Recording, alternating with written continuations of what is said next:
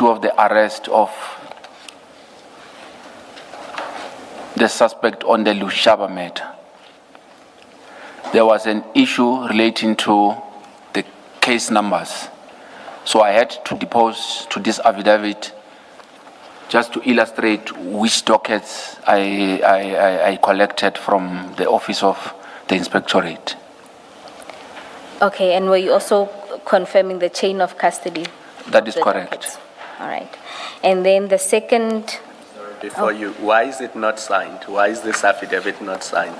Now, the affidavit is not signed because it was a draft from myself. The one that I submitted at court, I thought that it was disclosed with the docket. Okay. It was supposed to have been disclosed. So the signed one mirrors this one that we are seeing on page 26? That is correct, Chair. Thank you. And then the second one, which is MRR3, is at page 28 of the annexures. And can you explain why that one was deposed to, or you prepared it? The second affidavit was, I deposed to it after I watched what was said about the movements of the docket at ad hoc. So immediately after, when I get to the office, I volunteered to just give the affidavit already so that I can be able to explain and dispel what was said at the ad hoc committee. When you say you volunteered to who? I volunteered the affidavit to my supervisor at the time, who was Chief Boy.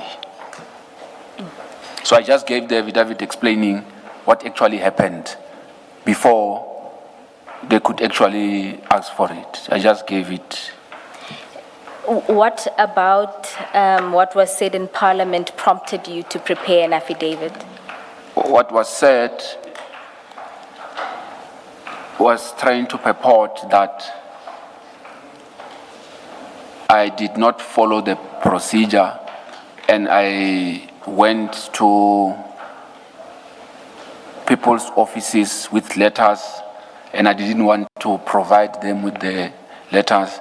It was something that has to do with along those lines. So I wanted to put it clear how the process unfolded, just to put it clear that this is what has transpired. And who was making those claims that the process or procedure wasn't followed?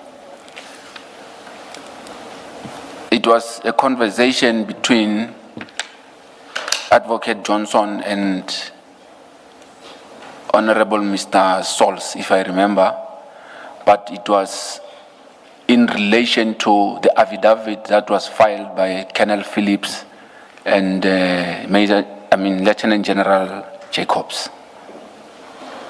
All right. Then perhaps let's deal with what actually happened when you were collecting the documents. Thank you very much, Chair. On the 6th, as I indicated, I was instructed after briefed by Chief Perumal to collect the dockets. He specifically told me that I must get these dockets because he wants to leave with them to East London. He was flying back to East London on that Friday. So I had to move quick to get this docket so that I can get them to him before I moved to Villeria. I asked for the station commissioner. He was not there. I asked for a detective commander. He was at this Christmas things. It was a year-end party? Yeah, year-end function. So I phoned him. I explained what I'm looking for. So he got the information quick. He said, no, I know about the dockets you are looking for. He indicated to me that he's not going to be able to come where I was, but he provided me with the contact of the person who has collected the dockets. So he informs me that the DPCI, which is the Hawks, collected the dockets. Okay, and just to make sure, the speed at which you are moving to obtain the dockets was related to Chief Sparamol's request because he was leaving. That is correct. That was the urgency. Yes. You then get in touch with Colonel Now I Phillips. get in touch with Colonel Phillips. He says, "No, man, I'm not far from where you are. Come to my office." Already, I've informed Chief Perumal that the dockets were collected. They are not in Valeria by some Colonel Phillips from the Hawks.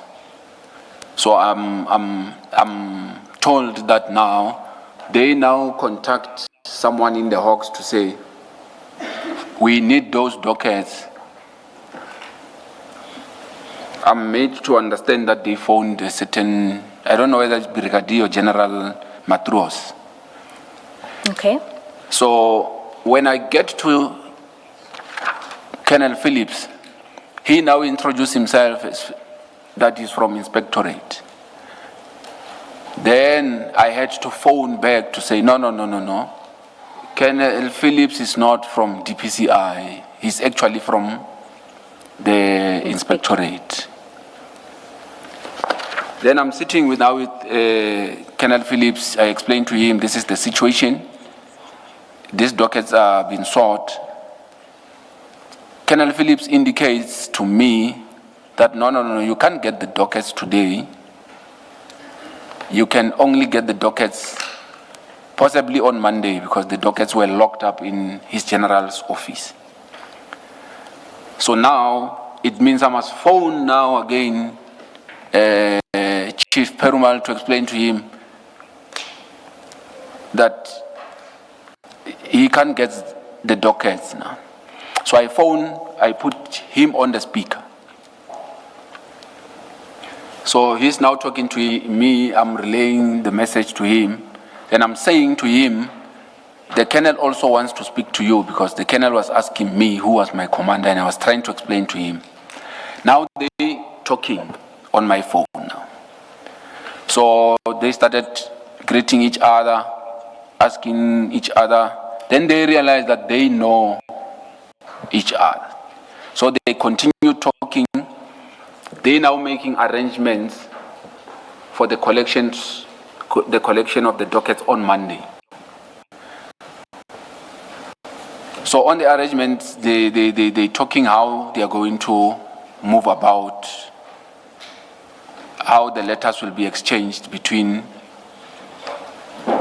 the two of them and how the letters should be directed. After they finished talking, the phone was handed back to me. Okay. So when we parted ways with Colonel Phillips is that I will meet him the Monday, the 9th, at his general's office. Okay. And did you then communicate with anyone at the office regarding the letters that now need to be exchanged? No, I didn't communicate with anyone. I thought that will be sorted because the chief already knows and agreed with Colonel Phillips on how to do it. So my duty was only to attend to General Jacob's office to collect the dockets. All right, and you did so on the morning or on the 9th of December, and you collected the documents? Yes, on the 9th, I reported to the office of General Jacobs. When I get there, I was informed that the letter has not been signed already or provided already. So I had to wait outside for the office to process the signing of the letter. Some few minutes, about 10 to 15, I was informed that the ID has signed the letter and it has been sent to General Sintumule.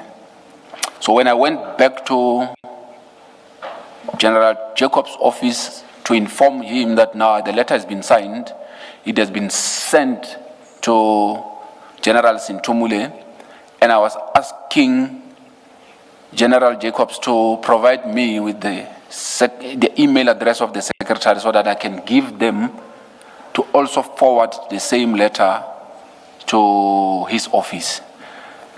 So what he did is he took out the phone, spoke to General Sintumule. Immediately after the call, he said, nah, everything is fine. He instructed the secretary to give the dockets to me. Then I signed for the docket and took them back to the office. So you took the originals, the original docket? That is the original docket. And do you ordinarily take the original dockets in instances where you take dockets from various stations? I didn't get that. Do you usually take original dockets when you are taking them from origination stations, or where the dockets were initially opened? Yeah, we usually take originals, and if there's a need to take them back, we take them back. But in some instances, depending on the matters, sometimes we just go ask for the copies just to evaluate before we take the originals. But it's not a prescribed thing. We are just flexible about it. Okay, and in this instance, to record that you've now taken the docket from the inspectorate to IDAC, yes. Is there a record of how that is captured? Usually when you take a docket, you must sign for it on the system.